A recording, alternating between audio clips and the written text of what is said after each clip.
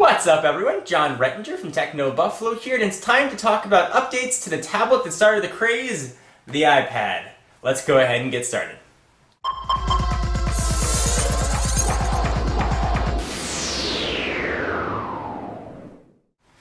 Generally, Apple products, particularly the mobile products, are on a year refresh cycle. We see updates to the iPhone every year, the iPod line every year, and we'd assume that the iPad will be no exception. However, being a first generation device, we don't really have any data to pull from.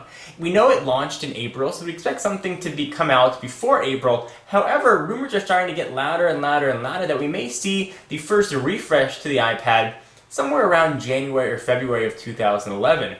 Usually predicting updates to Apple products would be quite difficult. However, predicting what we're going to see in iPad 2 is actually going to be quite easy. Here's what I think we're going to be seeing for the update to the iPad 2, which I do think we will have out right after the holiday season, probably around January. First, cameras. We're going to have a front-facing camera for video chat and a back-facing camera for video and pictures capable of recording 720p video and a VGA resolution camera on the front, similar to what we see on the iPod Touch and the iPhone 4. That is a no-brainer. The tablet is a natural extension for the FaceTime video chat application. I think it's going to be a really useful feature. Actually, it would add some business use as well. You know, from conference room to conference room or office to office, if you have located across the country, even across the world, people are starting to use their iPads for business. This would be a really nice tool to be able to talk, interact with people, and even from a non-business standpoint, to talk, interact with friends.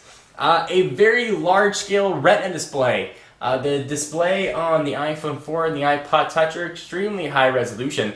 I think it would only stand to reason that we're going to see that same display transplanted to a larger scale on the iPad. I think we didn't see it launched. From a price standpoint, it would have been too expensive to put in a new product. However, we've had a year to sort of see the prices come down and hopefully economies of scale play in. And I think we'll see a reduced price for those displays, which will translate to much higher resolution iPad displays. Awesome. I don't think we're going to see any sort of gigabyte bump. I think we're going to see the same 16, 32, and 64 configurations. I think the prices are going to stay the same. The big question is whether or not we're going to see an iPad on Verizon, and I don't think that there's that much of an interest or really that big a desire to have an iPad on another network. It's not using it for voice calls, so you don't have to worry about drop calls or anything like that. AT&T's AT&T's HSDPA network is relatively quick and robust, and actually in speed tests is generally the fastest mobile network around when it comes to sheer data. So while we may see a Verizon iPad, I think it would be more a harbinger of a Verizon iPhone coming. So I don't expect that we're going to see any sort of cross-carrier iPad. I think it's going to stick with AT&T. So for all you big Red fans out there hoping for a Verizon iPad, your hopes are probably going to be dashed.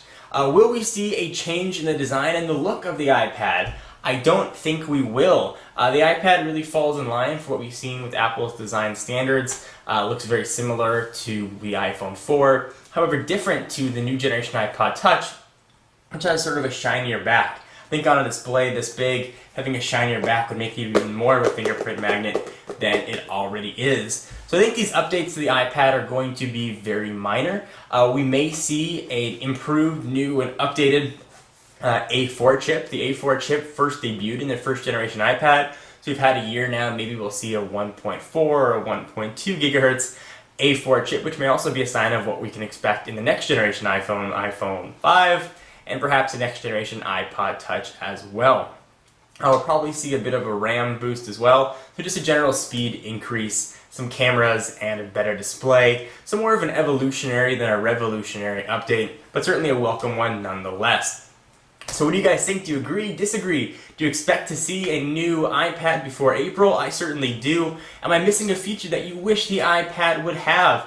I would love to hear from you. We've already seen the operating system it's probably going to launch with, iOS 4.2, although we maybe will see a sneak preview of some sort of weird iOS 5 or iPad-specific iOS. Who knows?